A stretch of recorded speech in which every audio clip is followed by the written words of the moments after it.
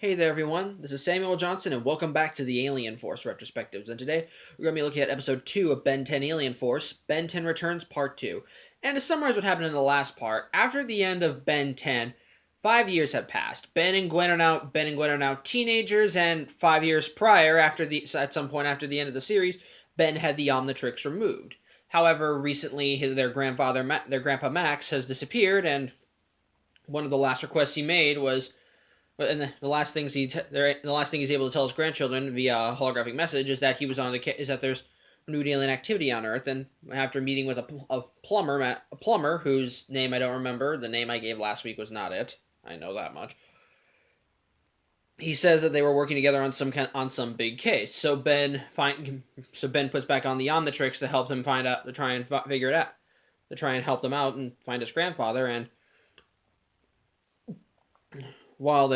so they go to investigate a alien arms deal, which it turns out is being managed by Kevin between this weird group of aliens that seem to attack Max and the Forever Knights. They end up blowing their cover, so they end up fighting, and during the battle, the Omnitrix recalibrates into a smaller, slimmer design, which in the process, and I actually forgot to mention this last week, the Omnitrix winds up locking Ben's access to all of his previous aliens. So he can't transform into any of the aliens he had access to in the first series, but to make up for that, the Omnitrix now has given him a new set of aliens, and so a new set of 10, because Ben 10 again. So Ben goes alien and saves the day, and in the process, he and Kevin get into a battle, and they manage to beat Kevin. So to make up for as a means of but unfortunately, Forever Knight still got away with a bunch of high grade alien tech. Laser lances, so Ben, Gwen, and the Plumber Magister managed to convince Kevin to show them where the Forever Knight's base is, and this episode pretty much picks up from there. As at the end of the first episode, they caused a small commotion, which got the attention of what appeared to be a giant dragon. Well, it turns out that not only did the dragon appear, not only did he get the commotion of the dragon, but also Forever Knights, which began shooting at the group with the laser lances that they have. As such, it gets to a standoff, as on one side of them is the Forever Knights, on the other side of them is this giant dragon. So Gwen, Kevin, and the Plumber Magister go off to face the Knights, while Ben goes alien and fights the dragon. They all pretty much both are. Gwen, Kevin, and the Magister managed to subdue the Forever Knights, and during the battle, the Magister manages to save Kevin from being hit by one of the lances, which in turn damages the lance, and that's the dumb Forever Knight that has it ends up getting disintegrated because it was damaged, and he was kind of a moron. As such, Kevin says that he now owes the Magister a fate. That he now owes the Magister. So in the meantime, Ben manages to defeat the dragon using the alien he became, Echo, who I will talk about because I actually do look forward to that. It turns out it's a robot, because I doubt they have a real dragon. And so they managed to destroy all the Forever Knight's laser lances because they were too high grade alien tech.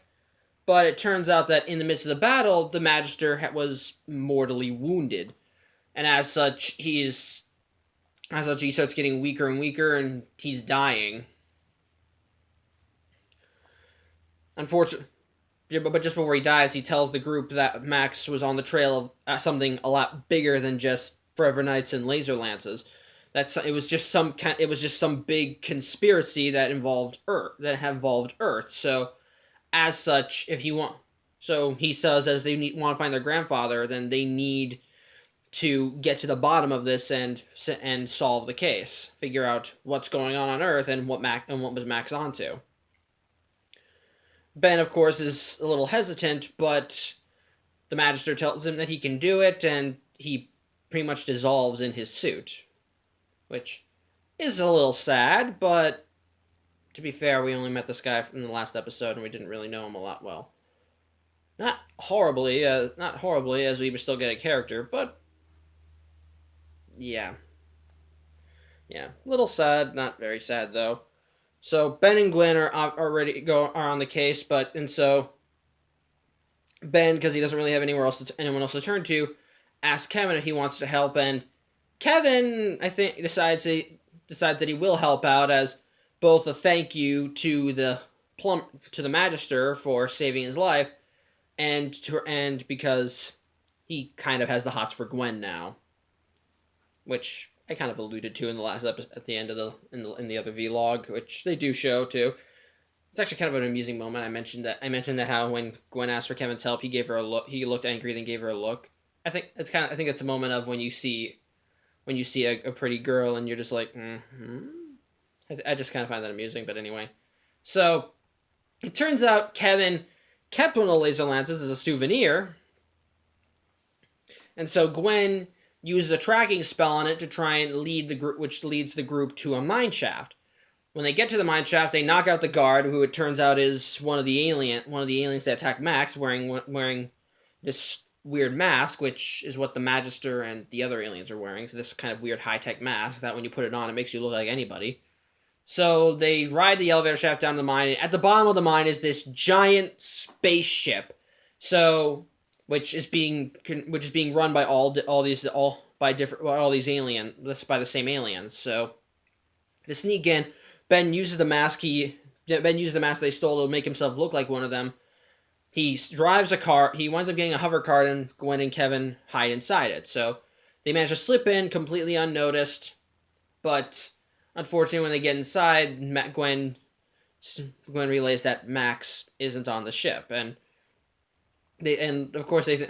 so they think that maybe then they have no reason to be here. But Ben says that they still need to finish the mission, based on some, admittedly a somewhat nice character moment, but it's kind of out of nowhere. It's Ben explained that when he was like 4 or 5, I don't know, Max showed him how to ride a bike, which I really don't know what prompted him to tell that story. He just decided to tell it, which I think, even though the two situations don't really have anything to do with each other, heartfelt moment, I understand, but still seems like the wrong time, but whatever. So the group manages to go into the ship, and they manage to find where all the weapons are, and Gwen ends up destroying them, but the noise winds up causing a large group of these aliens to attack. So she puts up a shield to defend them. Ben goes alien and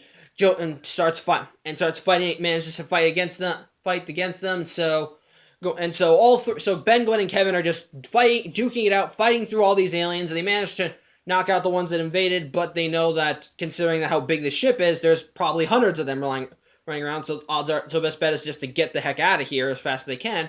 But before they do, they meet the commander of this ship, who is the same alien species that was seen in the beginning of the last episode, the one that one of these aliens was meeting up with, except he doesn't have these wings on his sides and he doesn't have wings on his back, but it's clearly the same species, as he's big, has 4 eyes on his chest, has he's white with black hands, has this weird undefined face, and so he reveals that he's called a hybrid commander, so to speak, and so he's angry that Ben and Gwen and Kevin are on his ship. So Ben decides he's gonna fight him while Gwen and Kevin make a getaway. But unfortunately, when Ben fights this guy, it's a losing battle, as the hybrid is a superior fighter. He manages to beat Ben.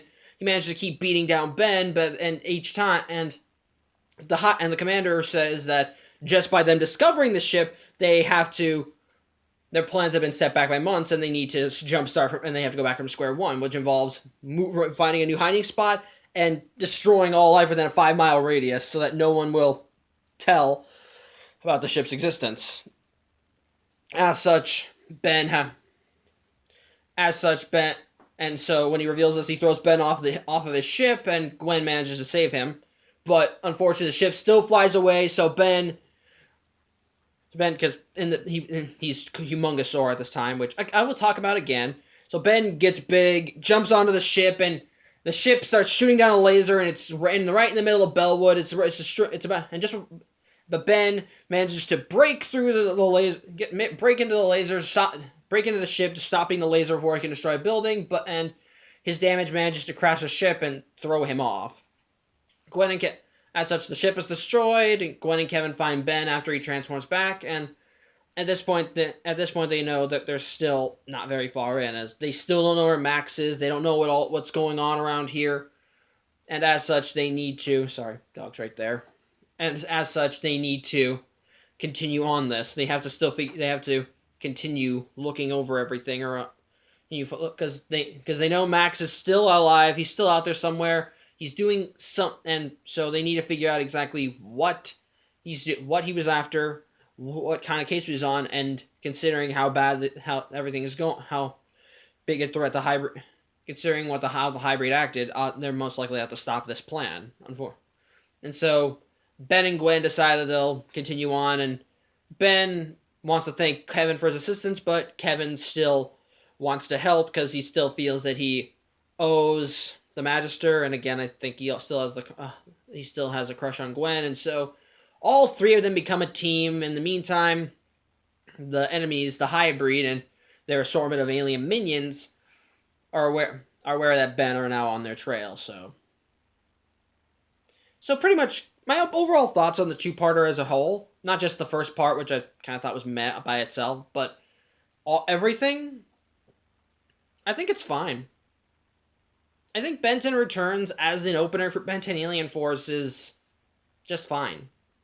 It's not great, and I will openly state that I think And Then There Were 10 is a superior beginning, as that was really fun, just kind of action packed, setting up the characters and kind of setting everything in emotion. And to be fair, this one still, and admittedly, this one does that exact same thing.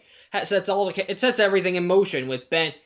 It sets everything in motion as it reintroduces Ben and Gwen, showcases the situation, and even like with And Then There Were 10, it sets up what the story arc is going to be. Though And Then There Were 10 story arc was not as prominent, but in this one, the story arc is kind of woven into the story more.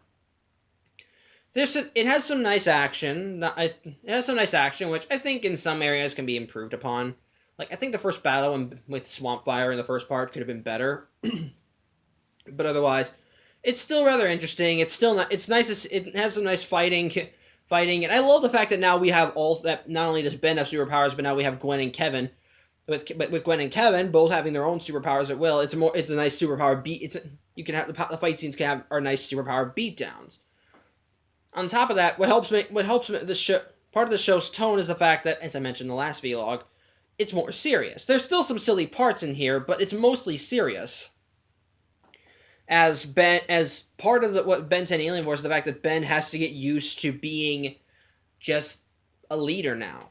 As Grandpa Max isn't around to guide him anymore, he has to step up. He has to be the one to make the tough decisions. He's got to do all this, and even he doesn't know if he can do it all. But that's what they have to deal. That's what's going to happen, and that's how it has to work. And on top of that, I think another thing I want to talk about is, well, kind of part of the dynamic that the show sets up is Kevin as one of the teammates. As I mentioned before, Kevin was one of my favorite characters in the original series. I love the fact that he was a dark doppelganger. I love his personality, just kind of being a counterpoint to Ben's. I like seeing that, and as such, when I was a kid, I didn't think Kevin would stay a good guy, because I watched the Ben 10,000 episodes, specifically, I remember Ken 10, and in Ken 10, Kevin was still a villain as an adult. He became Kevin 11,000, a monster. He still hated Ben. As such, when I saw him as a 16-year-old teenager, I just thought to myself, okay, at some point in the show, he's going to turn bad. He is going to turn bad. And as such, that's the attitude I had for the majority of the beginning of the series. I thought for some reason that Kevin was going to be turned into a bad guy at some point later on, but in this show, they set him up as an ally. And admittedly, they do have a rocky start with him. Ben and Gwen are cautious of him, but considering the situation they have set up, they need all the help they can get. And Ben is thankful when Kevin carries his weight and helps them out. And I do like the fact that admittedly, in the beginning, Kevin isn't really doing it for.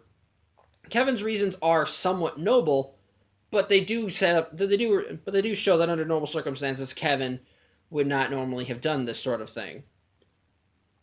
As such, as such, as such, so they do kind of show it up. And anyway, I talk about Ben and Gwen in the last video. Like, I might as well talk about Kevin. I almost got into it, but I wanted to save it for this one. First off, I like the fact that I found it interesting that his powers are changed somewhat. In the original series, they stated that Kevin could absorb and redirect energy. Hence he could do what he do. He transformed into the amalgam he was in the first series by absorbing energy from the Omnitrix. In this series, he still has his absorbing powers. Only now he can absorb matter instead of energy. They state later on that he still can absorb energy. It's just that he doesn't, which is something they explain in Ultimate Alien, which is another series again. But it is kind of interesting because I kind of like that. It allows for different materials in different areas. Like in the very first fight scene, like when he and Ben have their first fight scene, he absorbs the steelwork, and it actually is interesting. Not as dynamic, admittedly, but still rather interesting. And I also kind of found it strange that he suddenly had a crush on Gwen, especially since they didn't really interact that much in the first series. They were aware of each other, and Kevin even made fun of her at certain points, but otherwise, it's kind of interesting the fact that he actually starts having feelings for her when he first sees her in the last episode. So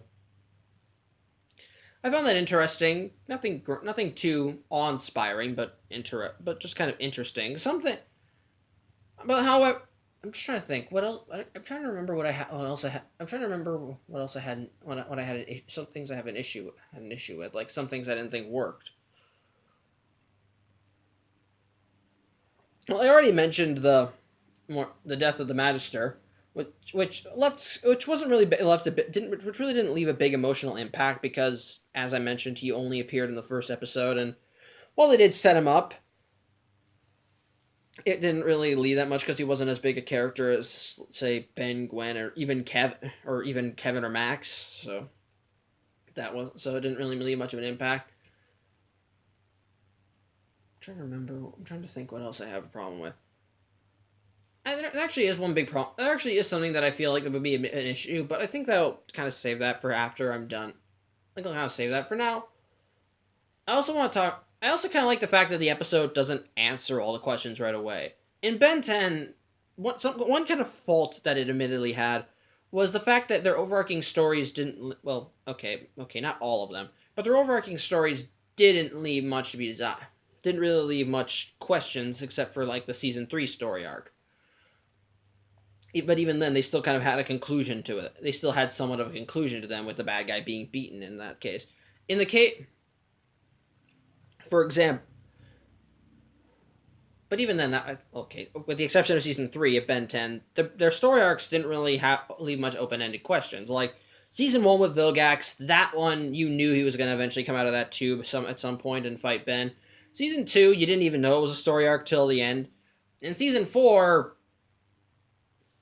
really didn't have much of a story arc to begin with. We just saw the Forever King in the first episode of Season 4, then Ben 10 versus Negative 10 happened. But you can kind of tell it's been written by Dwayne McDuffie because the story arc does kind of have that foundation.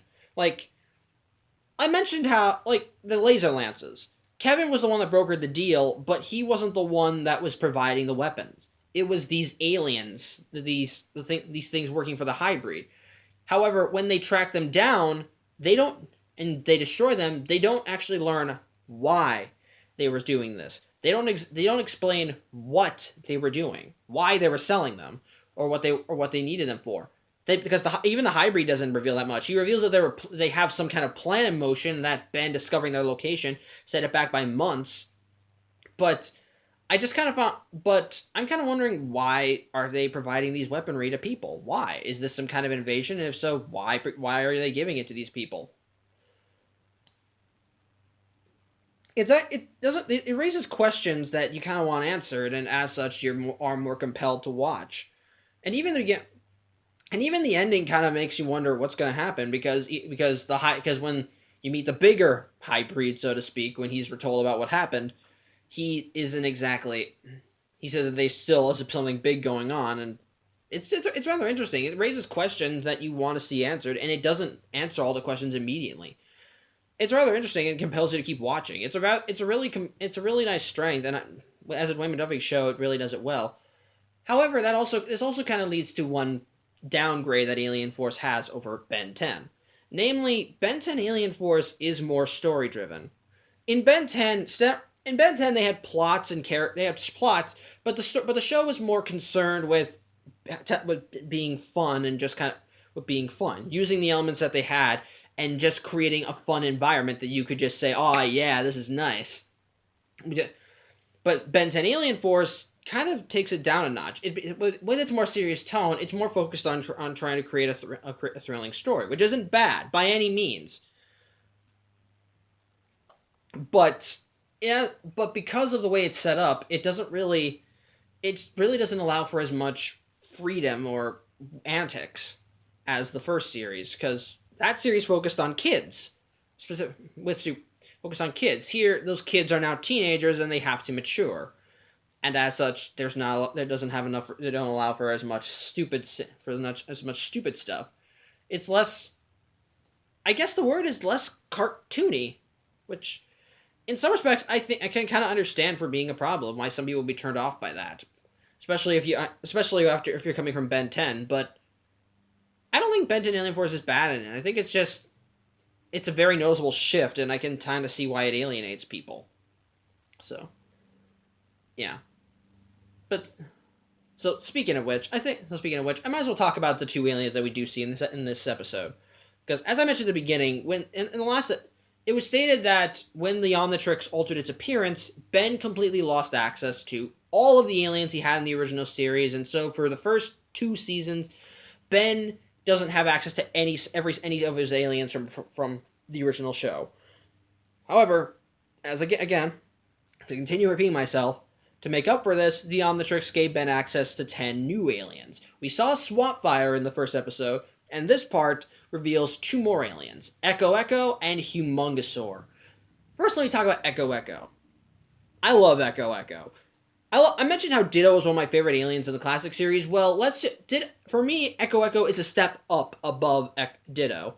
Echo Echo, like Ditto, can multiply himself and thus allow for more range. However, unlike Ditto, all the clones don't share the fatal weakness of whatever happens to one happens to all of them. As such, they could run into an army and 99% of them could be slaughtered, and as long as one is still around, Ben is okay. And I like that. On top of that, what I think what makes him step up above Ditto is the fact that his duplication power he has more powers than just that. As the name implies, Echo Echo, he has a sonic yell, which is how he destroys the dragon robot. The Echo Echo clones are scattered around it, and then they just release a giant yell, which the vibrations of it manage to just which cause the dragon to just fall apart. It's really nice, and Echo Echo and honestly, it's really cool. I'm sorry, I'm going nuts over this. As such, Echo Echo is kind of my replacement for Ditto in the show, and I think he's a very fine replacement. He eliminates some of Ditto's weaknesses and adds more to what worked. And then, of course, there's also Humongosaur, the alien that Ben transforms into in the climax. In this case, I think Humongosaur is nice. He's the strong guy right now in replacement of Four Arms. I think he's actually more versatile than Four Arms, as he can get bigger. He's naturally bigger himself. Because of that, he's stronger. He can do more things. And as a bonus, he can actually grow. Unfortunately, though, I know it might be offending people who like Humongosaur, because I don't think he's a bad alien at all. I think he's actually pretty nice. But when I first saw the show, he left a bad taste in my mouth. I didn't hate him. It's just that him calling himself Humongosaur and being able to grow doesn't seem as impressive when you've already seen Way Big. I'm sorry to say that, but just because Way Big exists, I think Humongosaur isn't as good. Still a cool alien, and honestly, I'm sorry, this is just my opinion, and it's a very biased opinion, But even then, but again, I don't think Humongousaur is bad. He's a cool alien, nice strong man. Overall, my all negativity is just the fact that I know there's a Ben 10 alien that's bigger than him. So sorry, dog's getting needy here. So I can't really think of much else to say. I feel like I should say more. I really do. But otherwise, I think Ben 10 Returns as an opener to Ben 10 Alien Force, I think it's just okay.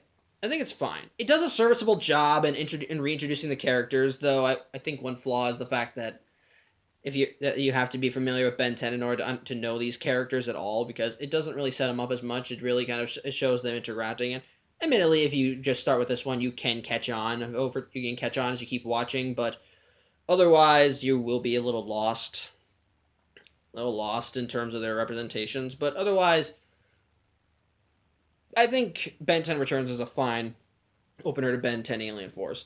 It's got some good action. It sets up enough plot elements to keep you interested. I think it has some nice action and still some cool aliens. And even the enemy is something that makes you curious, because you don't know everything about them. You only know a small fraction, and as such you want to know, and as such one of the reasons you would keep watching is to see who are they, what are their motivations, and so forth, which kind of goes hand in hand with the overarching plot. I think my big problems with it is the fact that how different the tonal shift is, which I know got alienated enough people so that they stopped watching Ben 10 when Alien Force aired. And even some moments feel a little too heavy-handed. That just kind of feels odd. But on the whole, yeah, I think it's a fine opener. I feel like that's it. I feel like this vlog isn't that great. I'm sorry. I feel like I should have said more. I don't know. I think it's just because the first half didn't really leave much of an impact because of what it is. It's because of what it is, which is probably why it was all aired as 1 hour special. That was what it was intended as, one continuous story. It's just that when you start in yeah, I think that's just its big problem. The fact that it was listed as a 2-parter on the DVDs, and since I said I would be doing one episode at a time, so yeah. Again, I apologize if you didn't like this video. I feel like I could have done better, but for those of you who did stay, thank you for watching, and tune in next week in the Alien Force Retrospective as we look at episode 3 of Ben 10 Alien Force. So thank you for watching. I'm Samuel Johnson, and I will see you next week. Take care.